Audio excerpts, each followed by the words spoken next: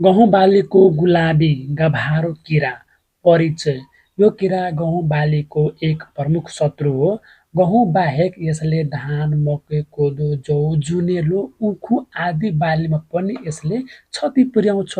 यो कीरा बढी रातिमा सक्रिय हुन्छ र लार्भाको टाउको गुलाबी रङको हुन्छ।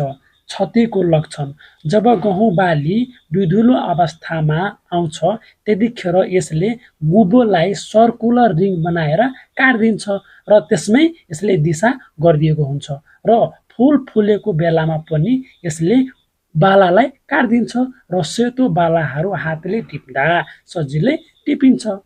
रोकथामका उपायहरू: पुतलीले पातमा अन्डा पार्ने भएकोले गहुँको पातलाई काटेर हटाउन सकिन्छ।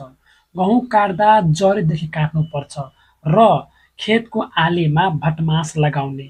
बीटी नामक विषादी 3 ग्राम प्रति लिटर पानीमा मिसाई छर्ने र पिप्रोनिल 3% जीआर विषादी 1.3 केजी एक रोपनी वा 1 कठा जग्गामा वा खेतमा प्रयोग गर्ने। यसको अलावा खेतलाई सफा राख्ने, एउटै बाली दोहोऱ्याइ तेह्राएर नगर्ने, बाली चक्र अपनाउने, रोग किरा कम लाग्ने गहुँका जातहरू लगाउने र प्राविधिकको सल्लाह अनुसार मल फर्टिलाइजर प्रयोग गर्ने।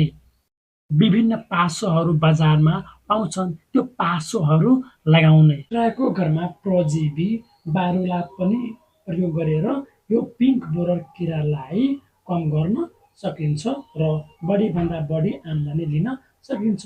नत्र यसले के गर्छ, यिल्डलाई जुन उत्पादन हुन्छ त्यो घट्छ र किसानहरू मार्कामा पर्छ।